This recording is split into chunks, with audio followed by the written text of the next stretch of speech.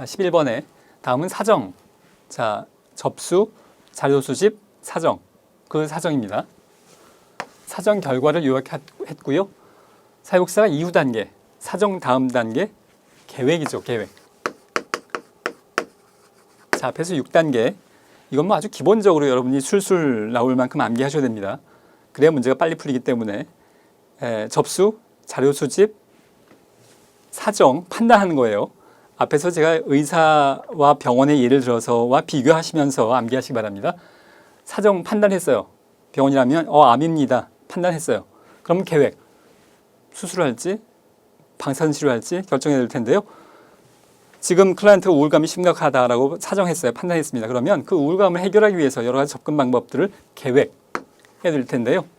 자, 일단 여기서 주어진 예를 보면 경제적 도움 요청해서 기관에 접수된 클라이언트는 성장기 학대 경험과 충동적인 성격 때문에 가족 및 이웃과의 갈등 문제를 심각하게 겪고 있고요. 배우자와는 이혼 위기에 있고 근로 능력은 있으나 근로의지가 없어서 실직한 상태라고 할 수 있겠습니다.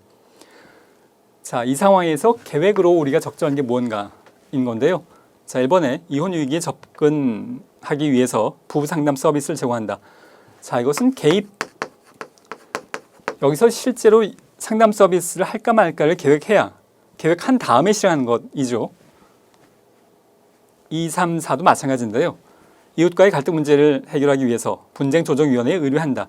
이렇게 실제로 행동해 간 것은 개입 단계에서 이루어지는 겁니다. 원인이 되는 성장기 학대 경험에 관련돼서 치료, 마찬가지로 개입 단계에서 이루어지는 거죠. 개입 단계에서 지금 우리는 아직 계획도 안 했어요.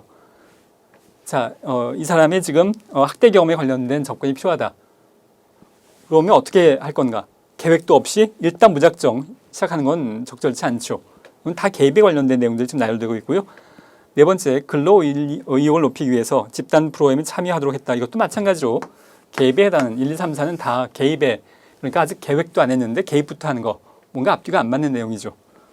자, 정답은 5번인데요. 클라이언트와 함께 다루고자 하는 문제의 우선순위를 결정한다. 자, 지금 여러 가지 문제들이 발생하고 있죠. 이혼 위기, 이웃과의 갈등, 또 성장기의 학대 경험, 근로 의욕이 낮은 것, 여러 가지 문제들이 있는데요.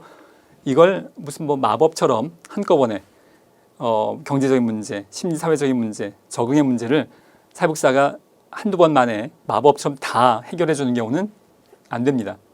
여러 가지 복합적인 문제가 있을 때 그 중에서 가장 우선적으로 무엇을 접근할 건가를 우선순위를 정해야 될 텐데요. 그것이 계획의 한 내용에 포함됩니다. 우리가 모든 걸 동시에 할 수는 없기 때문에 우선적으로 시급하게 어디부터 개입할 건지를 결정하는 과정을 우리가 문제의 우선순위를 결정하는 계획 단계에서 다루어야 될 내용이라고 볼 수 있겠습니다. 자, 정답은 5번입니다. 자, 12번. 계속해서 사회복지 실천의 과정에 대해서 다루고 있는데요. 종결 단계에서 사회복지사의 과업이 아닌 것은 무엇인가입니다. 자, 병원을 따지자면 지금 퇴원 즈음인 거예요. 자, 1번에 사후관리 계획을 수립하는 것. 퇴원 이후에 어떻게 할지. 종결하고 나서 종결 이후에 문제가 재발되지 않고 현재의 완화된 증상 또 좋아진 상황들이 계속 유지가 될 수 있도록 하는 것.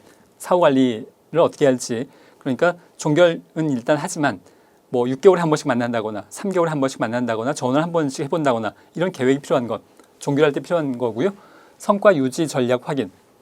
알코올 중독 환자에 대해서 알코올 중독 문제가 많이 해결됐습니다. 근데 재발이 굉장히 빈번하죠.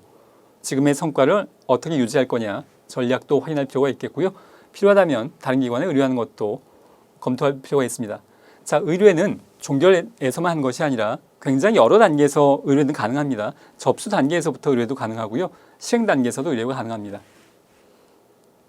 자, 네 번째로 종결 기준 및 목표의 수립인 건데요. 자, 이것은 계획 단계에 해야 됩니다. 종결 기준, 종결은 종결이라는 단어가 나오긴 하는데 혼동스럽게 종결의 기준, 그러니까 예를 들자면 과제 중심 모델 같은 경우에는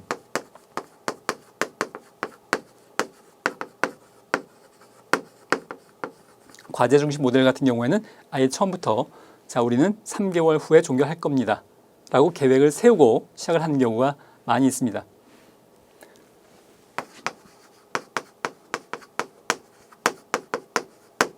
클라이언트에 지금 우울감에 문제가 있다면 우울감의 해소, 우울감이 물론 이게 이분법적으로 OX 문제는 아닙니다만 우울감이 우울감 검사 결과 일정 수치 이하로 낮아지면 그땐 우리 종결을 하겠다. 목표 달성됐다고 보고. 그런데 이걸 언제 이렇게 계획을 하냐면 뭐 심리검사 어떤 도구에 50점 이하로 내려가면 근데 이런 내용들은 언제 결정하냐면 실행하기 전에 개입하기 전에 계획 단계에서 우리는 앞으로 이렇게 되면 종결할 겁니다. 라고 사전에 계획되어져야 되죠. 4번의 내용은 과업이 아닌 것은인데요. 종결 기준 및 목표 수립은 종결 단계가 아니라 한참 전에 개입 이전부터 해야 됩니다. 자, 5번에 종결에 대한 정서 다루기. 종결에 대한 정서는 뭐 여러 가지가 복합적일 수 있습니다. 그러니까 문제가 잘 해결됐다면 굉장히 클라이언트의 자부심도 높아졌을 수도 있고 또한 반면에 사회복지사에 대한 의존심이 높아졌을 수도 있고요.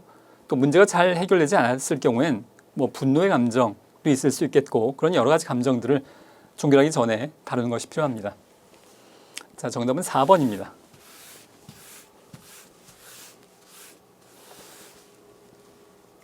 자, 13번에 사회복지 실천 과정에서 개입 단계 계속해서 과정을 다루고 있는데요. 개입 단계에서 그러니까 실행하고 있는 단계입니다.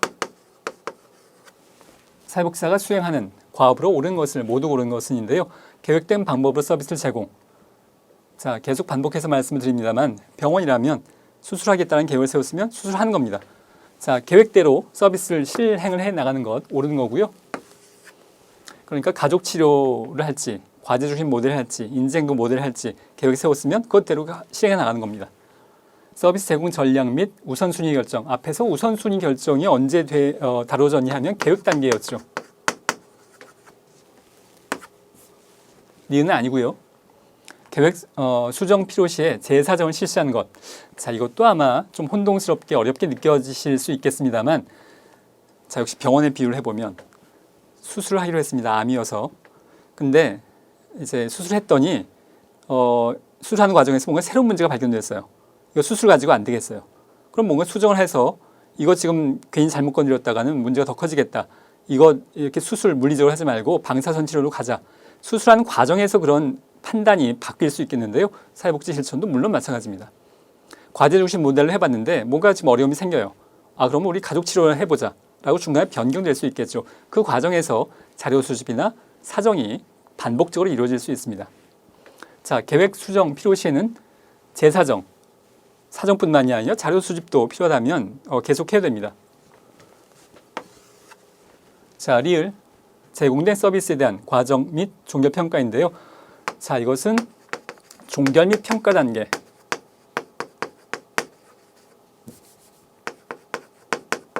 종결 및 평가 단계에서 진행할 내용이기 때문에 지금 개입 단계와는 해당하지 않습니다. 정답은 기억과 디귿. 정답은 2번입니다.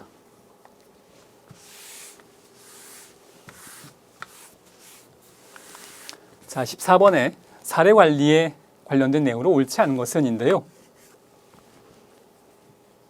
자, 일단 사례 관리의 그 과정에 대해서 먼저 좀 살펴보면 과정이 계속 또 앞뒤에 관련된 문제들이 나오기 때문에 사례 관리 과정은 사회복지 실천의 일반적인 과정과는 약간 다릅니다. 기본적인 순서는 비슷합니다만 첫 번째는 사례 발견. 이게 접수의 의미입니다. 근데 왜 굳이 사례 발견이라고 했냐 하면 접수는 기본적으로 클라이언트가 복지관에 찾아오는 걸 염두에 두고 있는 건데요. 복지관에 찾아오지 않는 지역사회로 나가서 사회복지사가 클라이언트를 찾아 나선다는 의미를 포함하고 있습니다. 내용은 뭐 접수와 큰 차이가 없다고 볼 수 있겠고요. 그 다음에 사정, 계획, 그리고 개입, 연계 및 조정, 점검 및 재사정, 평가. 사실 뭐 이 내용 하나하나를 설명하자면 시간이 너무 길어져서 이론 교재를 참고해 보시기 바랍니다. 이론 강의를. 자, 앞으로 돌아가서요. 14번 사례관리에 관련된 내용으로 옳지 않은 것은인데요. 사례관리라는 것이 중복 서비스를 제공하는 전문기관의 확대로 등장을 한 가지 여러 가지 원인 중에 하나라고 할 수 있겠습니다.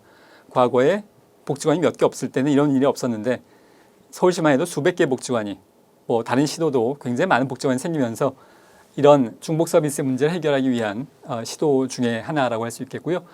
클라이언트의 자율성 및 극대화 그리고 역량 강화입니다. 여기도 해당이 되겠고요. 세 번째, 주로 복합적인 문제나 욕구를 가진 사람이 대상이 됩니다. 예를 들자면 지역사회에 거주하고 있는 중증 장애인 같은 경우에 굉장히 여러 가지 욕구들을 해결해 가야 될 텐데요. 그게 사례 관리가 필요한 이유 중에 하나라고 할 수 있겠습니다. 네 번째로 계획, 사정, 연계, 조정, 연계와 조정, 그리고 점검의 순으로 진행이 되는데 방금 봤듯이 사정과 계획이 지금 바뀌었습니다. 사정이 먼저 있고 판단을 먼저 하고 그리고 나서 계획을 하게 되죠. 저 순서가 바뀌었기 때문에 옳지 않은 것은 4번이 정답입니다. 5번에 다양한 욕구 충족을 위해서 포괄적인 서비스를 제공하는 것. 포괄적인. 제가 이론 강의에서 계속 여러 번 강조를 합니다만 포괄적이란 말의 의미는 빠짐없이 필요한 서비스가 누락되는 거 없이 빠짐없이 다양하게 제공된다는 것을 의미합니다. 자, 14번의 정답은 4번입니다. 자, 15번에 다음에서 사례관리자가 수행한 역할이 아닌 것은입니다. 자, 이런 사례 문제가 나오면 일단 지문이 길어서 시간 관리를 좀 하실 필요가 있겠는데요. 사실 하나하나 이제 시간만 충분하다면 그렇게 어렵지는 않은 문제입니다. 사례관리자는 알코올, 가정폭력, 실직 문제가 있는 클라이언트를 면담하고 알코올 치료와 근로에 대한 동기를 부여했고 지역자활센터 이용 방법을 설명을 했습니다. 또한 클라이언트의 배우자와 다른 알코올 중독자들의 배우자 5명을 집단으로 구성해서 알코올 중독의 영향에 대해서 체계적으로 가르쳐 주었고 가정폭력 상담소에 연계해서 전문 상담을 받도록 했습니다. 자, 여기에서 아닌 것은 뭐냐? 네 가지는 이제 여기 했다는 건데요. 이제 하나하나 찾아봐야죠. 자, 여기에 면담을 했다. 여기가 1번 상담가의 역할을 한 것이라고 볼 수 있겠습니다. 상담가 역할은 면담에 아주 전반적인 게 다 포함될 수 있겠죠. 두 번째 중재자인데요. 중재자의 역할이 여기는 없습니다. 기본적으로 중재자라는 것은 키워드가 갈등과 비슷한 단어가 나와야 돼요. 물론 꼭 갈등은 아닐 수 있습니다. 표현은 다 여러 가지, 국어가 표현 방법이 여러 가지가 있죠. 그런데 갈등과 관련된 상황이 나와야 되고요. 그 갈등을 중립적인 위치에서 조정하는 것, 그게 중재자 역할이어서 예를 들자면 고부 갈등을 생각해 보시면 됩니다. 물론 실제 사례 하나하나는 다 복잡하고 개별화되어야 합니다만 시험 준비에 암기용으로 고부 갈등 기억해 놓으시면 좋을 것 같은데요. 우리가 지금 어느 한 편을 들어서 되는 문제가 아닌 거죠. 고부 갈등이면 대개 중립적인 역할이 필요할 경우라고 할 수 있겠습니다. 그런데 갈등이 있어요, 지금. 그런 경우에 사회복사가 중립적인 역할을 하면서 조정해 나가는 것, 그게 중재자 역할인데 여기는 지금 갈등에 대한 내용은 여전히 표현되지 않습니다. 이건 지금 여기 없고요. 그러니까 이게 정답이고요. 아닌 것으로서 세 번째 교육자인데요. 여기에 가르쳐준다는 표현이 있습니다. 3번 교육자의 역할을 한 것이라고 볼 수 있겠고요. 중개자, 가정폭력 상담소를 지금 연계했습니다. 번호가 4번. 이게 중개자, 연계의 역할이라고 볼 수 있겠고요. 다섯 번째 정보 제공자, 이용 방법을 설명했다. 자활센터를 이용하려면 어떻게 해야 되냐에 관련된 정보를 제공해주고 있죠. 이게 5번에 대한 정보 제공자 역할이라고 볼 수 있겠습니다. 정답은 2번 중재자, 갈등에 대한 내용은 여기 포함되어 있지 않습니다. 자, 16번에 사례관리 실천 과정 중에서 개입, 단계, 과업에 해당하는 것은 무엇인가입니다. 클라이언트와 서비스 제공자 간의 갈등 발생 시에 조정하는 것. 자, 서비스 제공자는 주로 사회복사를 이야기할 수 있겠는데요. 제공자 간의 갈등이 발생한다는 얘기는 뭔가 지금 개입을 시작했다는 말의 의미입니다. 개입을 시작도 안 했는데 갈등이 발생할 가능성은 별로 없죠. 개입을 실행했더니 뭔가 지금 서로 안 맞는 부분이 염두에 뒀던 것과는 실제가 달라진 여러 가지 상황들이 발생할 수 있겠는데요. 사회복지자도 사람이고 클라이언트도 사람이기 때문에 물론 갈등은 발생합니다. 그래서 갈등이 발생하려면 일단 개입을 하는 과정 중에 발생할 가능성이 높죠. 그래서 정답은 1번이라고 할 수 있겠고요. 자, 이번에 내용이 이제 어떤 게 틀렸는지를 보면 클라이언트의 욕구에 기초해서 구체적이고 명확한 목표, 그건 계획 단계라고 할 수 있겠고요. 3번에 서비스 이용 대상자에 관련된 적격성, 우리 기관의 적합한 클라이언트인지. 노인복지관에 청소년 클라이언트가 오면 적합하지 않죠. 청소년복지관에 노인 클라이언트가 찾아와서 도와달라고 하면 적합하지 않습니다. 적격성 여부를 판결해야 될 텐데요. 자, 이것은 접수 과정에서 이루어지는 거고요. 사례 관리의 용어로 표현하자면 사례 발굴 단계에서 이루어질 내용입니다. 기관 내부 4번에 기관 내부 사례 관리팀 구축 및 운영 능력 파악인데요. 이건 실천 아니에요. 이건 아예 실천이 아닙니다. 이것은 행정에 대한 내용이에요. 그리고 순서적으로 보자면 기관 내부에서 사례관리팀을 먼저 준비해 놓고 그리고 나서 실천을 해야지. 그리고 실천 안에서 여러 단계가 있는 거지. 사례관리팀을 아예 직원도 지금 마련이 안 돼 있는데 직원들도 채용이 안 돼 있는데 뭔가 할 수는 없는 거죠. 이것은 실천 이전에 행정의 관점에서 먼저 다루어져야 될 내용입니다. 마지막으로 5번째, 클라이언트가 달성한 변화, 성과, 영향 등을 측정하기 위한 도구를 개발하는 것. 이것도 역시 계획 단계에서 이루어져야 됩니다. 어떻게 측정할지 자체를 계획하는 건 이제 계획하는 내용이기 때문에 계획 단계에서 이루어져야 합니다. 자, 정답은 1번입니다.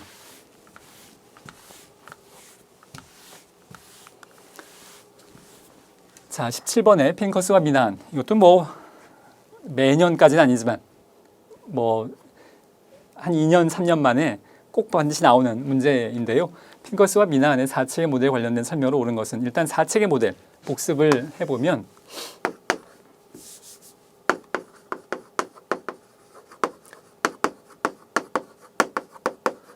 변화 매개 체계는 하나도 어렵지 않습니다.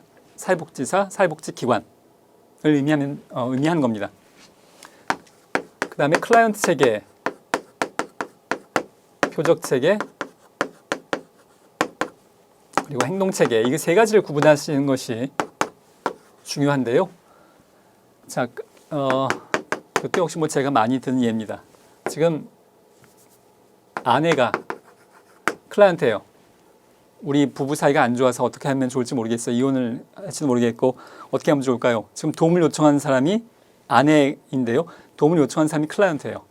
근데 상담을 해보니까 지금 이 부부관계에 문제가 있는 건 물론 지금 도식적으로 시험 위주로 말씀을 드리는 겁니다. 세부적인 내용은 실제로는 굉장히 복잡할 수 있지만 상담을 해보니까 아내가 문제가 아니라 남편이 문제예요. 남편이 알코올 중독입니다. 그럼 변화해야 될 사람은 누구냐 하면 남편이에요. 지금 도움이 필요한 건 아니지만 바뀌어야 될 사람은 누구냐 하면 남편의 알코올 중독이 고쳐져야 될 문제. 알코올 중독 때문에 지금 문제가 많습니다. 그렇다면 아내가 바뀔 게 아니라 남편이 바뀌어야 되죠. 표적 체계는 바뀌어야 될 체계예요. 자, 행동 체계. 표적 체계의 긍정적 변화를 위해서 동원된 체계입니다. 예를 들자면 여러 가지 있을 수 있겠지만 직장 동료, 남편의 직장 동료들이 퇴근 시간만 되면 술 먹자고 해요. 지금 알코올 중독 때문에 부부의 관계가 나빠지고 있는데 직장 동료들이 술 먹자는 얘기를 안 해야 되겠죠.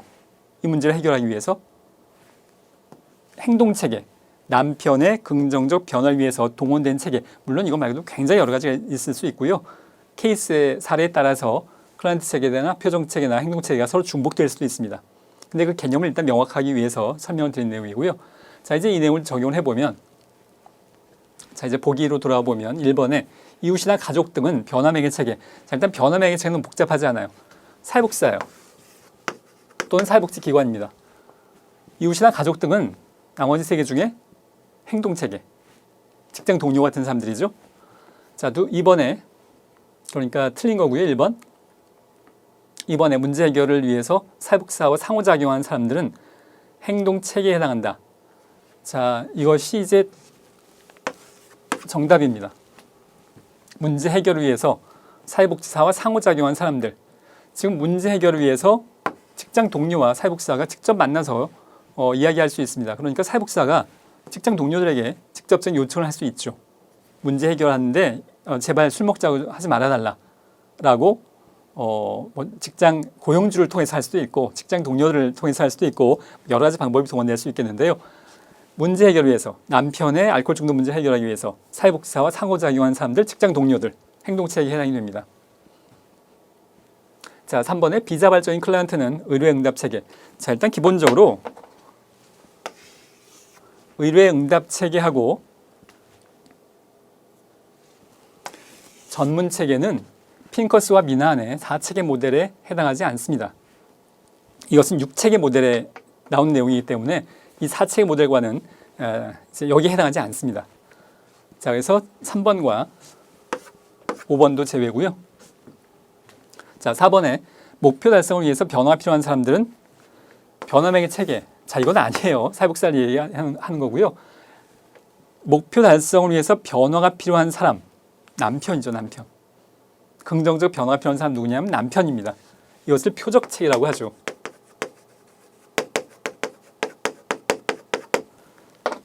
자, 정답은 4번 틀린 내용이고요. 정답은 2번이 정답입니다.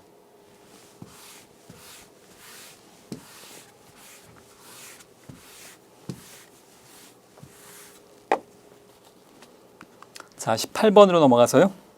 18번은 임파워먼트 모델에 관련된 설명으로 옳지 않은 것은 무엇인가인데요. 클라이언트와 문제 해결 방안을 함께 수립하는 것 맞고요. 개인, 대인관계, 제도적 차원에서 임파워먼트가 이루어지는 것 맞고요. 세 번째, 클라이언트와 협력관계를 확립하는 것 1번과 마찬가지 내용입니다. 중요하고요. 네 번째, 클라이언트의 문제와 부정의 개입에 초점을 둔다. 자, 4번이 정답입니다. 제가 임파워먼트 모델은 기본적으로 사회 구조적인 면을 강조한다고 말씀을 드렸고 이걸 이해하기 위해서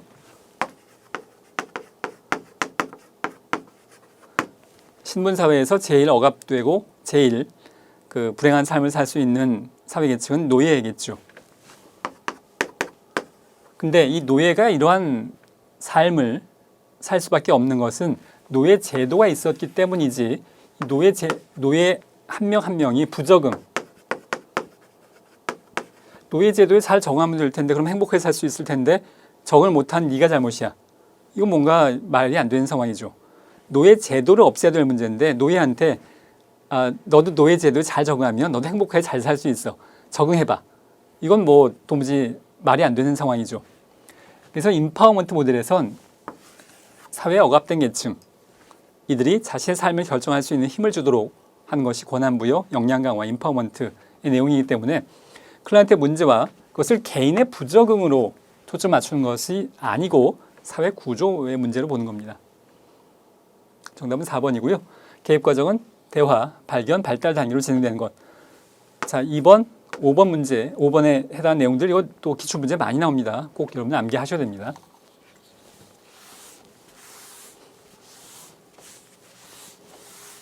자, 19번에 사회복지 실천에서 통합적 방법에 관련된 설명으로 옳은 것은 무엇인가 합니다. 자, 1번에 사례관리가 실천 현장에 일반화된 이후 등장했다. 시기에 관련된 내용인데요. 통합 방법은 앞에서 말씀드렸듯이 1950년대에서 1970년대 전후이고요. 사례관리가 실천 현장에서 일반화된 시기는 1970년대 이후입니다. 1980년 정도까지 볼 수 있겠고요. 통합적 방법보다는 이제 이후에 등장한 것이라고 볼 수 있겠고요. 그러니까 사례관리가 실천 현장에서 일반화된 이후에 등장했다. 틀린 내용이죠. 이번에 다양한 클라이언트 체계와 수준에 접근할 수 있다. 이 말의 의미가 뭐냐 하면 자, 이건 지우겠습니다. 이 통합 방법론 이전에는 아동복지 전문가, 청소년복지 전문가. 그래서 아동 전문가는 아동만 다루었고요. 청소년, 청소년만 다루었어요. 그리고 또한 개별 상담하는 사람은 개별 상담만, 집단을 하는 사람은 집단만. 그렇게 좁은 영역을 다루어야 그 전문화가 이루어지기 때문에 지역사회 조직은 지역사회 조직만. 더 전문화하면 어떤 사회복지사는 아동에 대해서 집단만, 다른 건 안 해요. 여기만 전문화합니다. 근데 이렇게 했더니 우리가 현장에서 만나는 클라이언트를 돕는 것이 굉장히 그 한계가 있을 수밖에 없는 상황인 겁니다. 우리가 가족을 한꺼번에 다뤄야 될 때도 있고 어떤 때는 개별과 어떤 때는 집단을 적절하게 그때 필요한 것에 따라서 적용을 해야 될 텐데 이게 나는 아동 집단만 해요. 다른 건 못해요. 이건 상황에 문제가 있다는 것이 통합방법론의 출발점인데요. 자, 그래서 통합방법론을 통해서 다양한 클라이언트 체계와 수준에 접근할 수 있도록 하는 것. 다양한 클라이언트 체계와 수준에 접근하도록 하자는 것이 옳은 내용이라고 할 수 있겠습니다. 방금 말씀드린 단점이 3번에 대한 내용인데요. 고도의 전문화를 통해서 어떤 사육사가 나는 이것만, 나머진 못해. 사실 그게 고도의 전문화의 의미도 한데요. 전문화되는 부분이 있지만 나머지 못한다면 이건 실질적으로 현장에서는 좀 어려움이 있죠. 그래서 이런 단점을 극복하기 위해서 통합적 방법으로 갔다는 건데요. 자, 고도의 전문화를 통해서 해당 실천 영역 고유의 문제에 집중하는 것. 이게 문제여서 통합으로 간 겁니다. 자, 전통적 방법에 비해서 다양하고 복잡한 문제 상황. 개입에 적합하죠. 적합하지 않은 게 아니라 이렇게 다양한 상황에 적합할 수 있는 겁니다. 통합으로 갔을 때. 자, 틀린 내용이고요. 5번에 다양한 유형의 클라이언트를 통합한다는 의미를 가진다. 이것도 아마 이제 혼동이 돼서 이걸 정답으로 실제 시험에서 선택하신 분들도 꽤 있을 것 같은데요. 이게 좀 뭉뚱그린 표현입니다. 다양한 유형의 클라이언트에 대한 실천을 이렇게 표현돼야 적절한 표현입니다. 이거 쑥 빼고 다양한 유형의 클라이언트를 통합한다. 이건 뭔가 적절하지 않은 표현입니다. 다양한 클라이언트에 대한 실천을 통합한다는 겁니다. 클라이언트를 통합하는 게 아니고. 자, 정답은 2번입니다. 자, 클라이언트를 개별화하기 위해서 사회복지사에게 필요한 역량이 아닌 것은 언어적 표현에 대한 경청 능력, 2번 비언어적 표현에 대한 관찰 능력, 3번 질환에 대해서 진단할 수 있는 능력. 자, 뭐 굉장히 쉬운 문제인데요. 이건 의사가 할 일이죠. 사회복지사가 질병을 진단할 수는 없는 것이니까 뭐 암이다 뭐 그럴 수가 없잖아요. 너무 쉽습니다. 이건 물론 질환에 대한 의사의 진단을 활용할 수는 있죠. 근데 진단을 하진 않아요. 정답은 3번입니다. 편견과 선입관에 대한 자기인식, 감정을 민감하게 포착할 수 있는 능력 다 필요합니다. 정답은 3번입니다. 자, 21번에 사회복지 실천에서 전문적 관계의 특성에 관련된 설명으로 옳지 않은 겁니다. 후반부로 갈수록 점점 더 쉬워지는데요. 클라이언트 욕구가 중심이 된다. 당연하고요. 시간적 제한을 두는 것. 병원에서도 퇴원을 해야 되죠. 마찬가지로 사회복지 실천 과정에서도 종결이 원칙입니다. 전문가 자신의 정서를 통제하는 관계이다. 그렇고요. 바이스텍의 7대 원칙 중에 통제된 정서적 관여라는 것이 우리 관계 7대 원칙 중에 하나죠. 그게 이 내용입니다. 정서적 관여를 기본적으로 하는데 공감, 감정이입 하는데 너무 몰입하지 말고 객관성을 유지하면서 전문가는 자신의 정서를 통제하는 관계. 안 한다는 아니에요. 하는데 통제한다. 객관성을 유지한다는 말의 의미입니다. 자, 맞고요. 4번 전문가가 설정한 목표 달성을 위해서 형성된다인데요. 자, 이것이 옳지 않습니다. 이 부분은 아주 여러분들이 계속 반복해서 나오기 때문에 전문가가 혼자 설정하는 것, 사회복지사가 혼자 설정하는 것이 아니라 클라이언트와 함께, 클라이언트가 동의하지 않으면 설명도 하고 설득도 하고 가능하면 클라이언트의 동의하에 혼자 결정하지 말고, 물론 여기 혼자 이런 말은 없지만 혼자 한다는 얘기예요. 그래서 틀렸다는 얘기입니다. 자, 5번에 전문가는 전문성에 기반을 둔 권위를 가진다. 이것도 좀 혼동하실 수가 있겠는데요. 여기서 권위를 가진다라는 말의 의미는 긍정적인 의미를 이야기하는 겁니다. 권위적이다, 독재적이다 그 말이 아니고 노벨상은 권위 있는 상이다 라고 했을 때 그게 독재적인 상이다라는 말의 의미는 아니죠. 긍정적인 의미의 권위를 의미합니다. 자, 22번에 클라이언트 자기결정을 돕는 데 필요한 사회복지사의 역량으로 옳은 것을 모두 옳은 것은입니다. 경청하고 수용한 태도, 물론 당연하고요. 니은, 클라이언트가 활용 가능한 자원을 찾고 분석하도록 지원하는 것, 너무나 당연합니다. 디귿, 클라이언트의 잠재력을 개발하는 데 도움이 되는 환경 조성 능력, 뭐 너무나 당연한 것들 다 필요하고요. 자, 리을에 클라이언트에게 필요한 것을 결정해서 이를 관철시키는 능력, 지금 사회복지사 역량인데, 자, 우리가 앞에 문제하고 마찬가지 맥락입니다. 관철한다는 얘기는 혼자 결정한다는 얘기예요. 이러지 말고 함께, 클라이언트와 함께 모든 걸 결정하고 진행하라는 얘기입니다. 자, 기억, 니은, 디귿 다 맞고요. 리을은 해당되지 않습니다. 정답은 기억, 니은, 디귿에서는 3번이 정답입니다. 면접에 관련된 설명으로 옳지 않은 것은 무엇인가입니다. 사회복지사와 클라이언트 사이에 특정한 역할 관계가 있습니다. 분명히 공식적으로 돕고 도움을 받는 관계입니다. 시간과 장소 등의 구체적인 요건이 물론 필요합니다. 상담실, 프로그램실 필요하고요. 또 목적보다는 과정지향적 활동이므로 목적에 집착하는 것을 지향한다 인데요. 일단 면접은 목적 지향적입니다.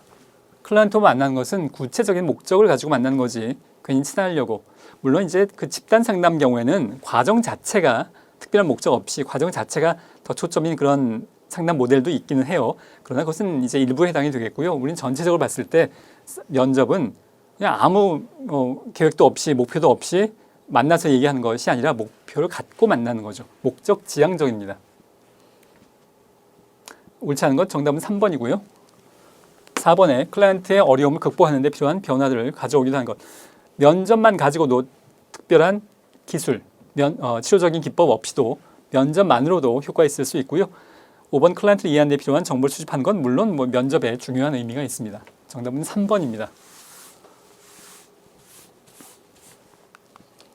자, 24번에 개방형 질문에 예시 옳은 것은 이것도 굉장히 쉬운 문제입니다. 개방형 질문이라는 것은 대답에 한계가 없는 거고요. 반대말 폐쇄형 질문은 대답의 범위가 딱 정해져 있는 겁니다. 예를 들자면 네, 아니요. 물론 네, 아니요 말고도 여러 가지 상황이 있을 수 있겠습니다만 답의 범위가 결정됐냐, 제한됐냐, 아니냐의 문제인데요. 선생님은 어제 자녀와 대화를 나누셨나요? 네, 아니요. 또는 아니요. 폐쇄형 질문의 전형적인 상황이죠. 이번에 부모님은 그 상황에서 무엇을 생각하셨나요? 그 상황에서 선생님은 기분이 어떠셨나요? 어떤 상황이 되면 문제가 해결되었다고 생각하세요? 그러한 행동을 하게 되면 선생님의 가족들은 어떤 반응을 보이시나요? 다 클라이언트의 대답이 범위가 정해져 있지 않습니다. 정답은 1번입니다. 자, 마지막 문제인데요. 면접을 위한 의사소통 기술 중에서 클라이언트의 혼란스럽고 갈등이 되는 느낌을 가려내서 분명히 해주는 기술은 무엇인가인데, 자, 정답은 4번의 명료화입니다. 그 내용을 좀 더 살펴보면 명료화라는 것은 또는 명확화라는 것은 클라이언트 말 중에서 모호한 점이 발견될 때 클라이언트가 다시 그 점을 질문함으로써 클라이언트로 하여금 그 의미를 명백하게 하는 기술, 클라이언트가 말한 내용을 사회복지사가 잘 이해했는지 확인하는 기법이고, 클라이언트의 사고, 감정, 행동, 현재의 사건과 연결해서 명료하는 기술이라고 할 수 있겠습니다. 정답은 명료화 또는 명확화이고요. 자, 이번 시간 여기까지 하도록 하겠습니다. 수고하셨습니다.